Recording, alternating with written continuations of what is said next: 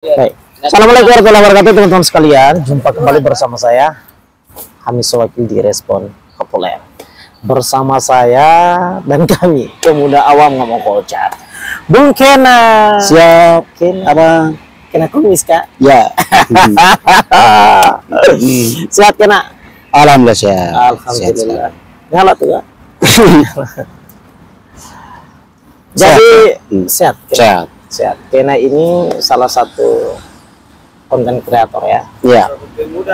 Salah satu konten kreator yang cukup mengonten soal masalah isu-isu terkini. Ya, setuju.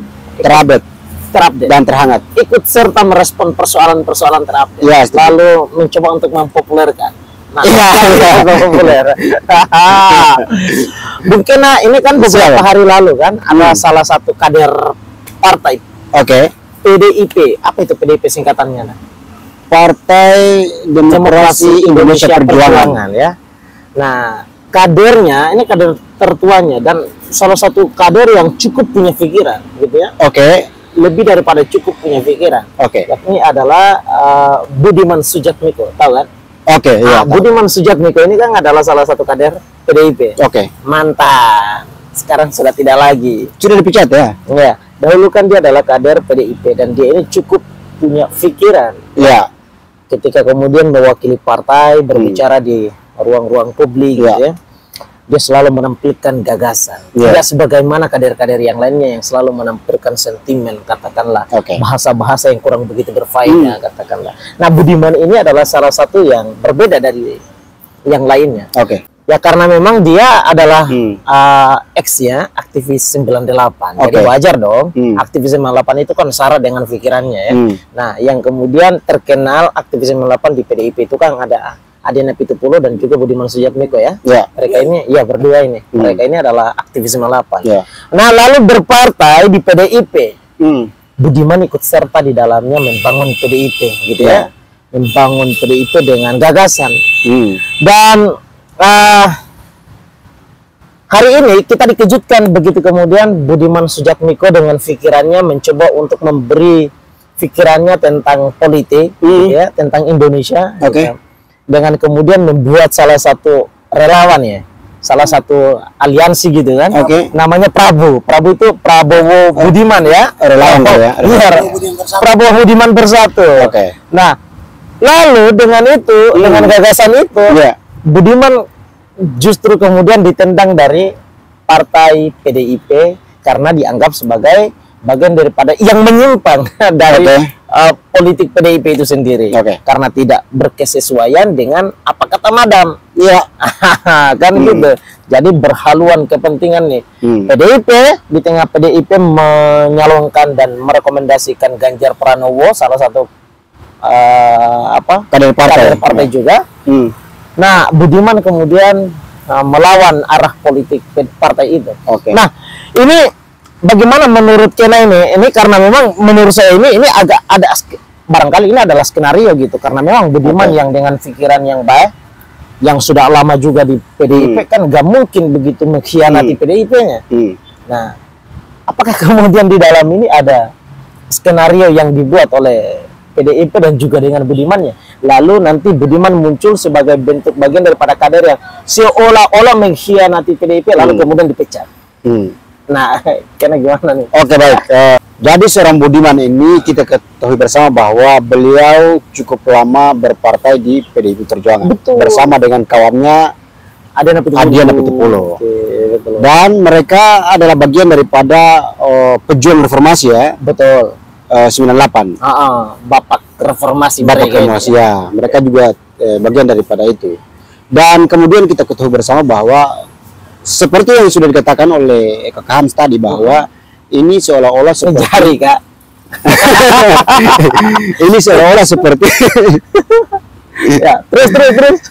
Ini seolah-olah seperti Budiman ini dengan secara tegas untuk keluar dari partai PDIP Perjuangan. Tetapi kemudian kalau kita lihat secara garis proses perjuangan beliau sampai hari ini, saya pikir bahwa itu adalah mungkin bagian daripada sebuah dramatis politik yang kemudian dibangun oleh Budiman Sujatmiko bersama dengan partai PDIP Perjuangan. Betul.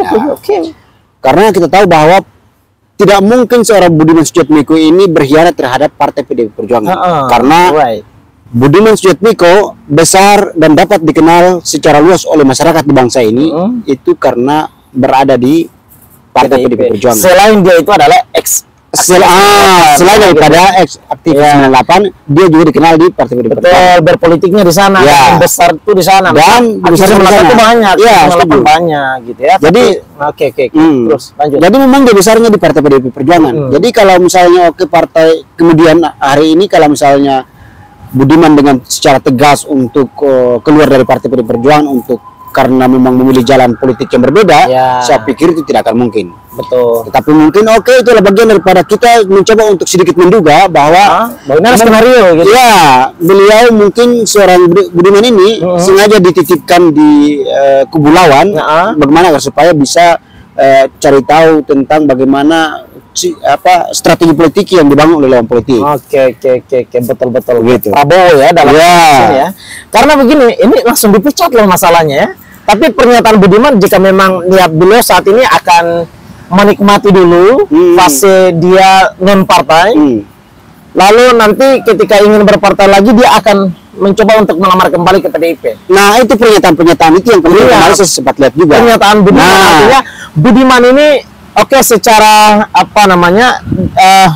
de facto-nya ini hari ini kemudian dipecat dikeluarkan dari Partai PDIP. Ya, setuju. Tetapi kebatinan nuansa politik seorang Budiman Sujatmiko ini masih melekat pada PDIP. Di dalam hatinya itu masih ada PDIP. Makanya dia sulit untuk kemudian move on.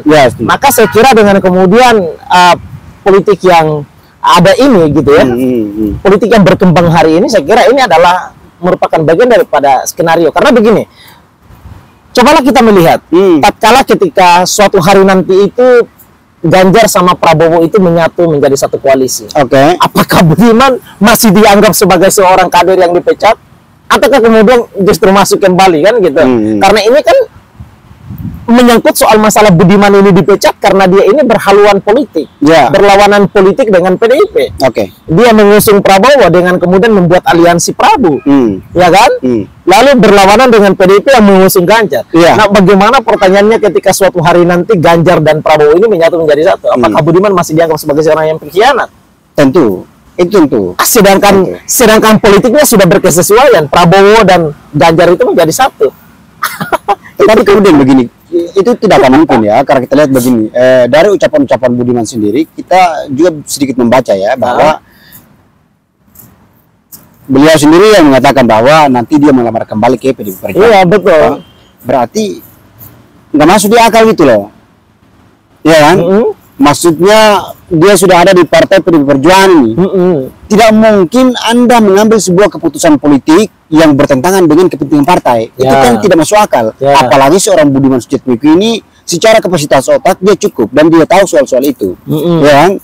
Nah, tetapi kemudian dengan begitu berani dan mengambil sikap politik dan berbeda dengan kepentingan Partai PDIP Perjuangan untuk 2024 ini, ya maka tentu ya langsung dipecat aja karena memang bertentangan dengan kepentingan partai. Dipecat itu karena tidak berkesesuaian kan antara partai dan dia gitu. Nah, berhaluan dia mengusung Prabowo dan PDIP mengusung Ganjar. Maksud saya begini, pengandaian saja. Ketika suatu hari nanti Ganjar dan Prabowo itu kemudian berada pada satu koalisi, berpasangan katakanlah, apakah Budiman masih dianggap sebagai seorang pengkhianat? Gimana letak Budiman kepada PDIP yang kemudian Prabowo dan Ganjar itu bersatu menjadi satu koalisi? Kalau hasil bacaan saya tidak sebegitu ya, karena memang tidak mungkin seorang Prabowo dan seorang Ganjar itu nanti akan jadi satu. Tidak bisa. Karena hari ini kenapa tuh? Tidak mungkin seorang Prabowo akan mengalah menjadi seorang cawapres ya. Dan seorang Ganjar jadi capres, tidak akan mungkin. Dan sebaliknya juga begitu. Karena secara kekuatan politik hari ini PDIP kuat, Gerindra juga kuat, ya kan? Nah, soal nasib ke depan kita nggak tahu, tetapi soal komitmen untuk maju sebagai calon capres ini sudah tidak bisa diubah lagi, ya kan? Nah, tetapi kemudian kalau persoalan Budiman ini, saya pikir bahwa itu hanya dramatis politik yang kemudian dibangun antara PDIP dengan Budiman saja untuk mencari tahu bagaimana strategi politik yang dibangun oleh lawan. Jadi hasil bacaan saya. Betul. Dan ini kembali lagi, politik itu kan tentang probabilitas, tentang kemungkinan-kemungkinan. Apa yang kita sampaikan bisa saja, memungkinkan saja akan terjadi, ya kan? Dan kemudian bisa saja Budiman akan dianggap sebagai kader lagi. Barangkali dengan hadirnya gagasan tentang Prabowo ini adalah bagian daripada sebuah gagasan politik yang dibuat oleh PDIP dan juga dengan seorang Budiman Sujatmiko. Lalu kemudian mempersilahkan Budiman dengan arah gerakan politiknya mengusung Prabowo dengan kemudian membuat Prabowo, gitu ya. Lalu kemudian seolah-olah dia dipecat dan memang sudah dipecat, gitu ya. Dan suatu hari nanti ini kan bentuk bagian daripada mencoba untuk meraih Prabowo, ya kan, mengusung Prabowo. Ini bagian daripada cara barangkali suatu hari nanti lewat gerakannya Prabowo ini Budiman akan kemudian mengawinkan Prabowo dengan Ganjar. Ya barangkali gitu. Tidak akan mungkin. Artinya ketika kita bicara tentang probabilitas politik itu ada kemungkinan-kemungkinan itu, ya barangkali ini memungkinkan saja akan terjadi. Tetapi itu adalah perspektif saya. Tetapi jika memang perspektif mungkin adalah kemungkinan saja tidak bisa terjadi karena memang masing-masing dengan bersikeras dengan punya kepentingan politik masing-masing. Ganjar tetap ingin menjadi seorang presiden, Prabowo juga tetap ingin menjadi seorang presiden. Jadi begini, sejak awal sebetulnya saya sudah sebenarnya mencoba untuk membaca itu. Kenapa demikian? Karena seorang Budiman Sujatmiko dan kawan-kawan 98 itu secara otomatis dan sudah bersikap dengan tegas bahwa seorang Prabowo Subianto itu adalah bagian daripada pelaku pada zaman peristiwa 98 itu. Dan itu persoalan itu yang kemudian sampai hari ini tidak pernah dilepas pisahkan dari benak kawan-kawan aktivis 98. Saya kira kalau jika memang kita bicara tentang itu, hadirnya Budiman Sujatmiko dengan kemudian kepada Prabowo ini, saya kira pembahasan tentang itu selesai. Peristiwa yang kemudian menjadi komoditi politik yang selalu dibahas dalam setiap ajang 5 tahun sekali gitu ya. Jualan selesai lah gitu. Maksud ya barangkali Budiman ingin bergeser kepada Prabowo dengan membuat Prabowo ingin menyampaikan kepada publik bahwa ini bukanlah merupakan bagian daripada gagasan politik. Politik itu apalagi menyangkut soal masalah kebesaran Indonesia 5 tahun ke depan, ya kita harus tawarkan adalah gagasan.